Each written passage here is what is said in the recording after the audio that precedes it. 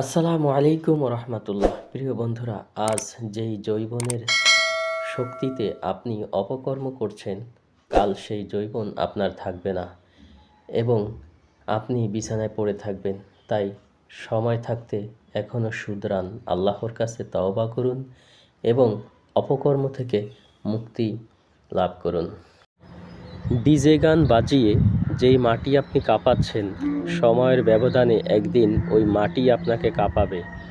অপেক্ষা করেন। প্রিয় বন্ধুরা, যৌবনের তাগিদে আমরা কতই না গুনাহ করছি, কিন্তু একদিন এই যৌবন ফুরিয়ে যাবে। তাই গুনাহ থেকে হেফাজত করার চেষ্টা করুন এবং আল্লাহর কাছে এখনও সময় আছে, ক্ষমা চেয়ে নিন। পৃথিবীর শুরু থেকেই মুনাফিকরা ইসলামের বেশি ক্ষতি করেছে।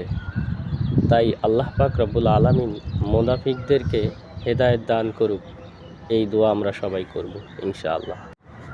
কারো হক নষ্ট করেছেন, জমি দখল করেছেন এবং কাউকে গালি দিয়ে কথা বলেছেন, কিয়ামতের ময়দানে আল্লাহ পাক রব্বুল আলামিন সঠিক বিচার করবেন এবং হকের বিচার করবেন। তাই কিয়ামতের ময়দানে আপনি তো এই হক নষ্টকারীর হিসাব বুঝিয়ে দিতে পারবেন না। অতএব আপনার নেকি থেকে আল্লাহ পাক রব্বুল আলামিন নেকি দিয়ে দিবেন। এমন পরিস্থিতি ভয়াবহ। তাই আল্লাহ পাক রব্বুল আলামিন আমাদেরকে বোঝার তৌফিক দান করুক, আমিন। আসসালামু আলাইকুম রহমতুল্লাহ। প্রিয় বন্ধুরা, রাসূল সাল্লাল্লাহু আলাইহি ওয়াসাল্লামের একটা গুরুত্বপূর্ণ হাদিস।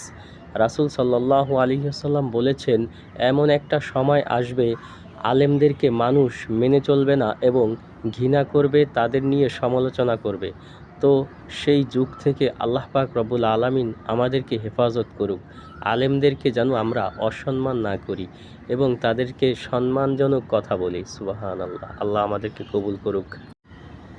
আমাদের প্রিয় নবী হজরত মুহাম্মদ সাল্লাল্লাহু আলাইহি ওয়াসাল্লাম নবুয়ত প্রাপ্ত হওয়ার পরে কতবার হজ করতে পেরেছিলেন?